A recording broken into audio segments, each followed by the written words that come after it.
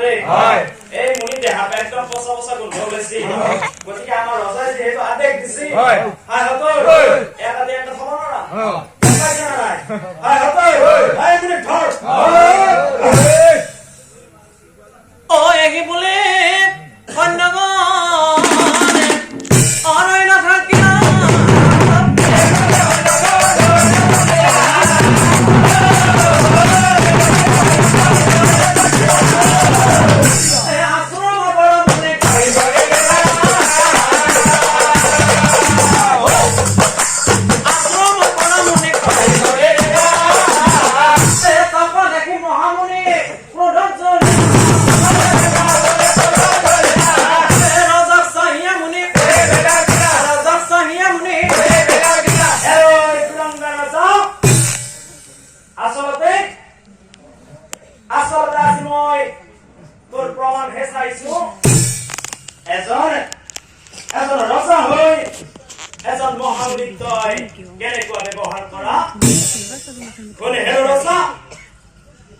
আজি তই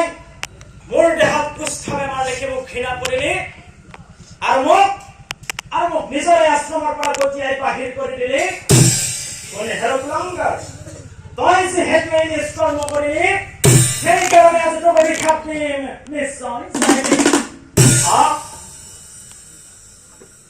তই যিহেতু মোৰ দেহত কুষ্ঠ বেমাৰ দেখি ঘৃণা কৰিলি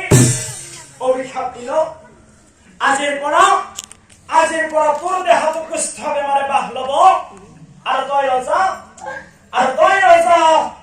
পচি মৰিবি আৰু তই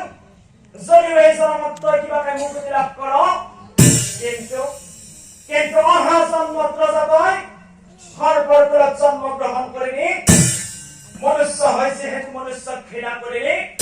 সেইকাৰণে অহা জন্মত সৰ্বৰ তলত জন্ম গ্ৰহণ কৰি মনুষ্য জাতিৰ পৰা সদায় আদৰত